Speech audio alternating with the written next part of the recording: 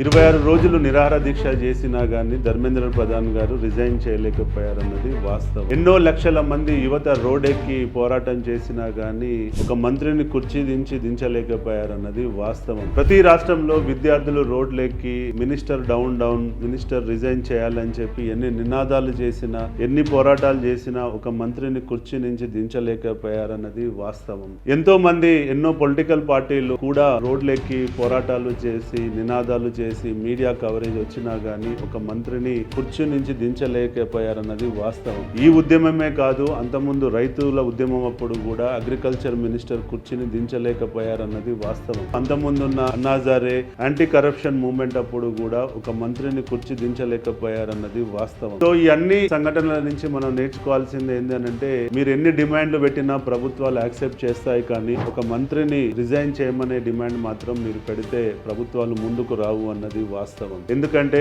ఈ భారతదేశంలో రాజకీయాలన్నీ కుర్చీ చుట్టే తిరుగుతాయి. ఆ కుర్చీ కోసమే జీవితాలు ఇస్తారు, ఆ కుర్చీ కోసమే కరప్షన్ చేస్తారు, ఆ కుర్చీ కోసమే చేయని తప్పులన్నీ చేస్తారు. ఆ కుర్చీ కాపాడుకోవడం ఎంతవరకైనా వెళ్తారు. అది మన భారతదేశం యొక్క రాజకీయ ముఖ చిత్రం.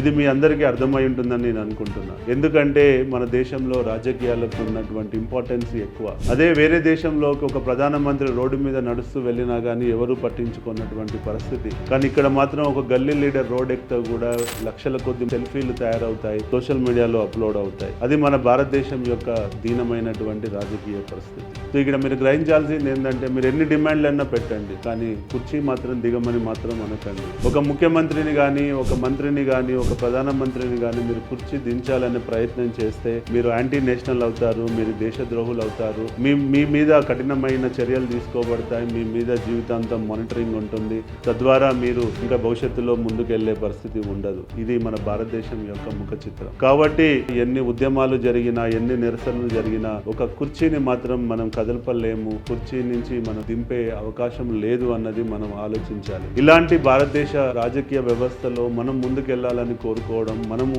ముందుకొచ్చి రాజ్యాధికారంకు రావాలని కోరుకోవడం మూర్ఖత్వం అన్నది మనందరం గ్రహించాలి. ఎందుకంటే విద్యార్థులు కానీ యువత కానీ ఆలోచిస్తున్నారు, మాట్లాడుతున్నారు, డిస్కనెక్ట్ అయిపోతున్నారు. దాని తద్వారా వీళ్ళకు అవసరం వచ్చినట్టు వ్యవస్థను నడుపుతున్నారు, వాళ్ళకు అనుగుణంగా వ్యవస్థను తయారు చేసుకున్నారు. ఆ వ్యవస్థలోకి మనకు వెళ్లే అవకాశం ఉందా అని చెప్పి నేను ప్రశ్నిస్తున్నా. ఆ వ్యవస్థలోకి నువ్వు వెళ్ళి ఎమ్మెల్యే కాగలుగుతావా, మంత్రి కాగలుగుతావా అని నేను ప్రతి మిత్రుడిని నేను అడుగుతున్నా, ఈ వీడియో ద్వారా ప్రశ్నిస్తున్నా. ఇకనైనా యువత రాజకీయాల్లోకి రావాలి, కొత్తగా ఆలోచించాలి. ఇకనైనా యువత పాత తరం నాయకత్వాన్ని పక్కకు పెట్టి కొత్త తరంగా ముందుకు వస్తారని చెప్పి నేను ఆశిస్తున్నా. మీ అభిప్రాయాన్ని కూడా కామెంట్ రూపంలో తెలియజేయండి. జై హింద్.